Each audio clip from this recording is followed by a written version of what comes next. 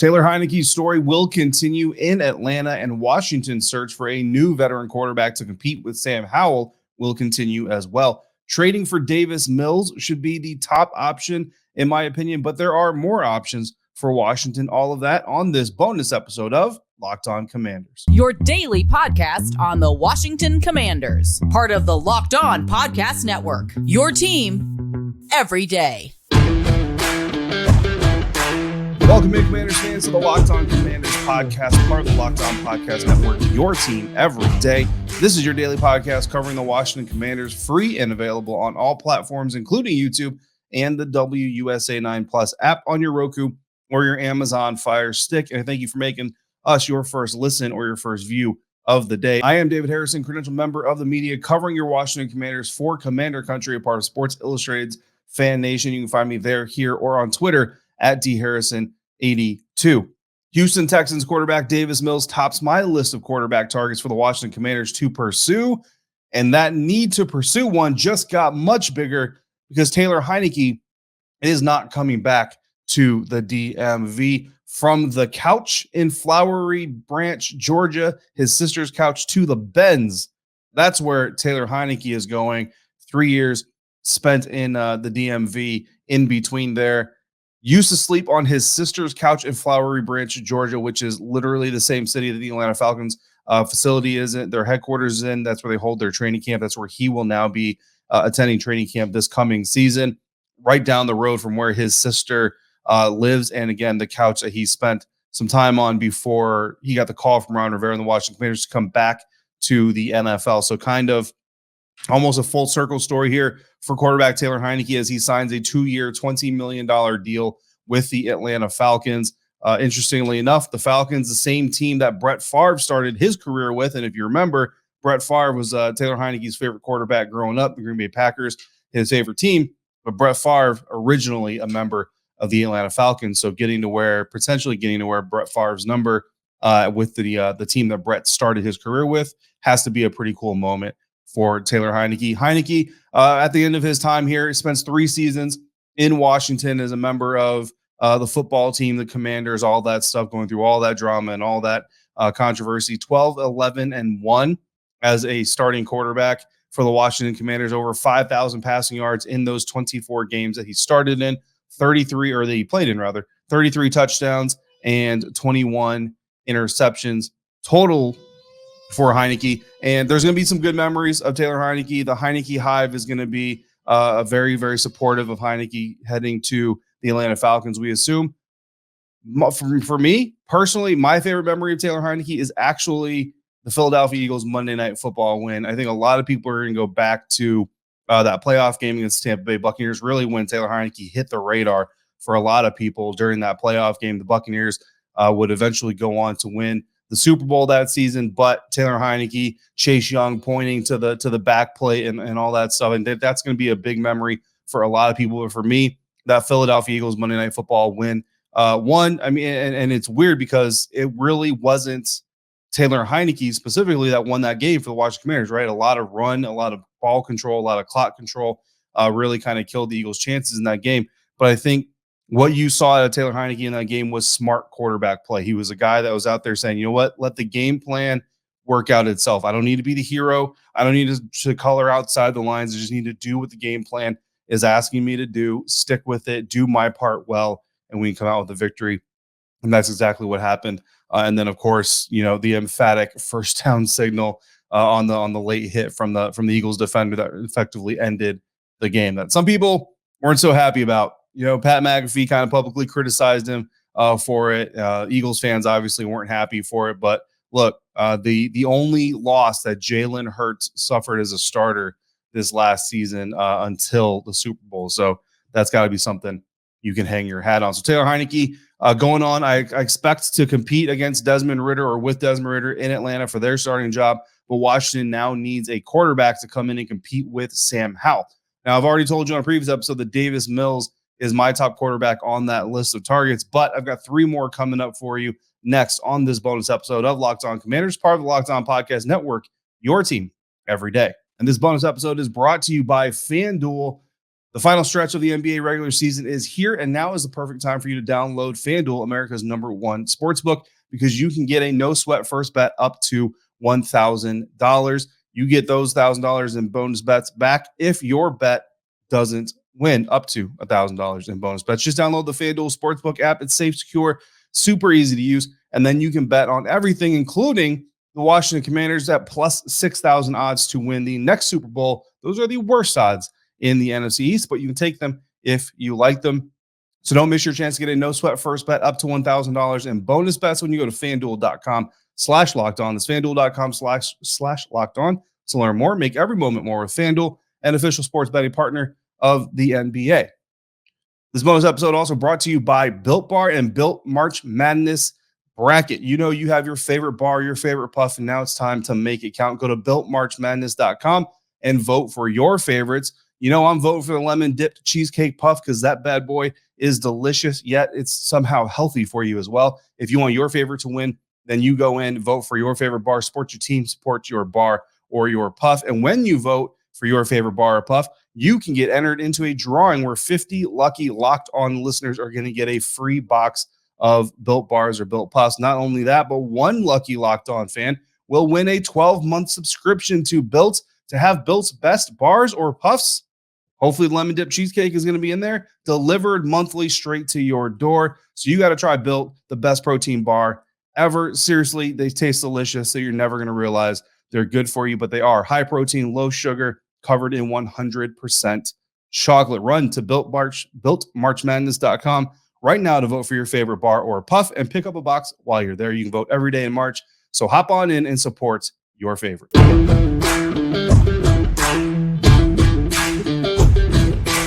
Thanks again for making the Locked On Commanders podcast first listen to your first view of the day. Dropping a bonus episode here following the news that Taylor Heinicke is signing a 2-year deal to join the Atlanta Falcons. Davis Mills is my top option for the Commanders to pursue in order to compete for Sam Howell for the starting quarterback job for the Washington Commanders. But I've got 3 more options as well. Now let's start with Davis Mills.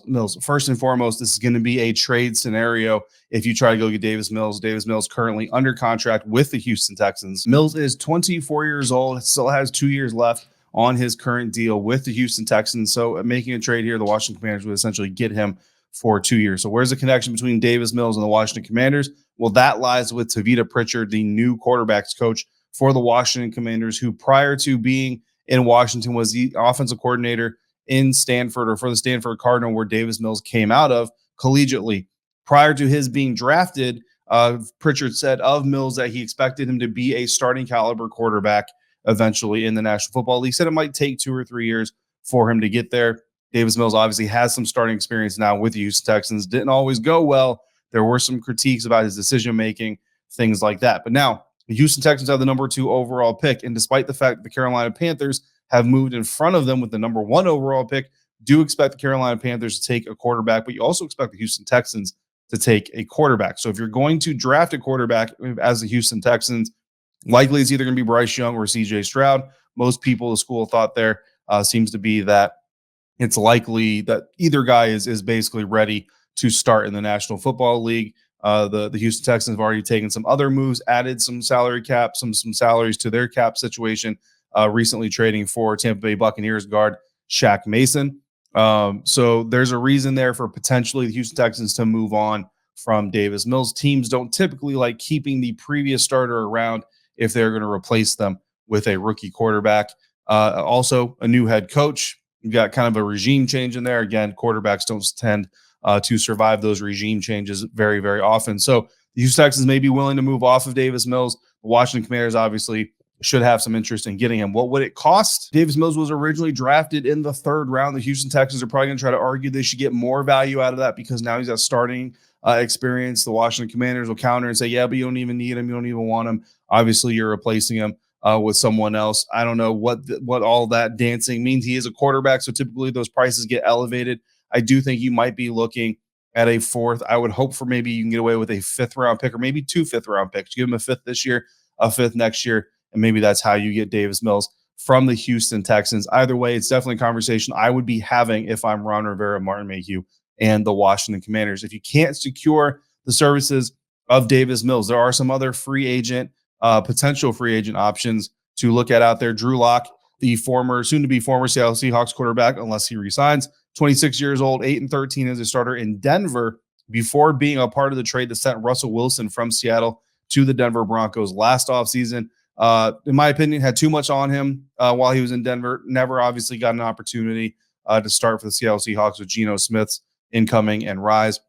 Remember, the Seattle Seahawks at one point were in the conversation to try to trade for Deshaun Watson as well. So not sure how much interest there is in Seattle to bring Drew Lock back, not necessarily because of anything Drew did, but also Seattle's passing game coordinator, quarterback's coach, is now the offensive coordinator in Tampa. So a little bit of a new blood there. Drew Lock likely wanting to go somewhere where he can potentially have the opportunity to compete if it's there. Geno Smith getting his new deal. There are some rumblings that the Seahawks might also go after, say, Anthony Richardson to develop behind Geno Smith during the last couple of years of his all of a sudden reinvigorated prime.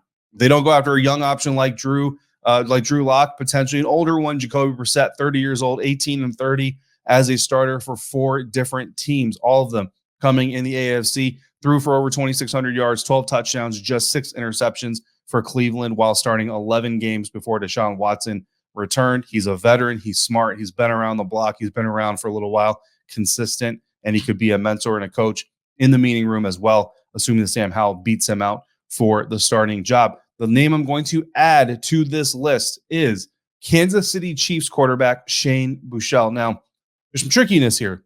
Shane Buechele's contract technically expires Wednesday at 4 p.m. Eastern if he doesn't have a new contract with the Kansas City Chiefs, but he's an exclusive rights free agent, meaning he can only talk to the Kansas City Chiefs. There is no legal tampering with Shane Buechele. If you talk to Shane Buechele, you are tampering and it is illegal, period. So how would this have to work? Well, the Kansas City Chiefs would either have to waive their exclusive rights to him to allow him to negotiate, or you could potentially have a sign and trade type of scenario where the Chiefs essentially agreed to trade Buechele to the Washington Commanders. The Commanders then negotiate a contract with him, and boom, once it's all done, you execute the trade. You get Shane Buechele. The Kansas City Chiefs get a draft pick. Likely, again, a quarterback, you're talking 6th-round pick. I don't know that you're going to get as high as a 5th-round pick out of him, but look, this is the NFL. This is a business. There are some rumblings that Shane Buechele actually has the inside track on the Chiefs' backup job behind Patrick Mahomes. So they like him that much, which Eric Bieniemy will know how much the Kansas City Chiefs actually like Shane Buechele.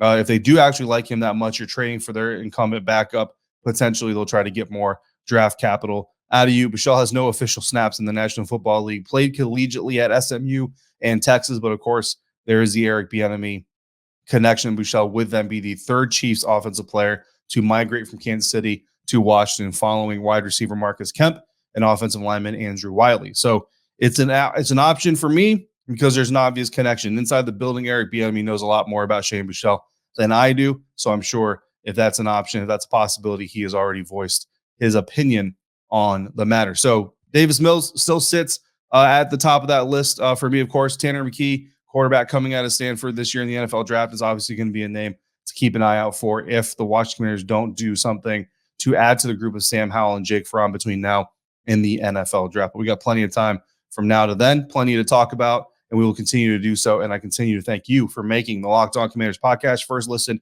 or your first watch of the day. For your next one, please check out the Locked On NFL Draft podcast. All these things happen around the league. The NFL draft picture is going to shift dramatically. Stick with Locked On NFL Draft to tell you who your team needs to draft now that they made all of these other moves. Part of the Locked On Podcast Network, your team every day. If you want to join in on this conversation or any other conversations, drop your comments in the YouTube comment box or hit me up on email at lockedonwashingtoncommanders@gmail.com or slide into the DMs on Twitter at LOCommanders or at DHarrison82. Signing off for this bonus episode, I'm David Harrison, staff writer of Commander Country, part of Sports Illustrated's FanNation. Find me there, here, or on Twitter at DHarrison82. Until we speak again, if you're out and about, please be safe, be kind to one another, and I'll see you next time for another episode of Locked On Commanders.